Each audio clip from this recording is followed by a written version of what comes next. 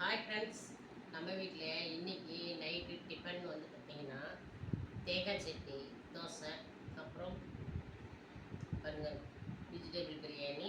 அதுக்கு வந்து இப்போ பார்த்திங்கன்னா தேங்காய் சட்னி வந்து தோசைக்கு மட்டும் மேட்சிங் கிடையாதுங்க. இந்த வெஜிடபிள் பிரியாணி பார்த்தீங்களா, இதில் இப்படி வச்சு பிசைஞ்சு சாப்பிட்னா உண்மையிலும் சூப்பராக இருக்குங்க. வேணா இந்த தக்காளி சோறாக இருந்தாலும் சரி, வெஜிடபிள் பிரியாணியாக இருந்தாலும் சரி, தக்காளி சட்னி இந்த தேங்காய் சட்னிக்கு சூப்பராக இருக்குங்க. நீங்கள் சாப்பிட்டு பாருங்கள். நான் அது மாதிரி தான் சாப்பிடுவேன். எனக்கு ரொம்ப பிடிக்கும். தோசைக்கு வந்து தேங்காய் சட்னினாலே எனக்கு ரொம்ப பிடிக்கும். அதுலேயும் வந்து இந்த தக்காளி சாதம் இருந்தாலும் வெஜிடபிள் பிரியாணியாக இருந்தாலும் தேங்காய் சட்னி வச்சு சாப்பிட்டு எனக்கு ரொம்ப பிடிக்கும். அது மாதிரி பழக்கிட்டேன்.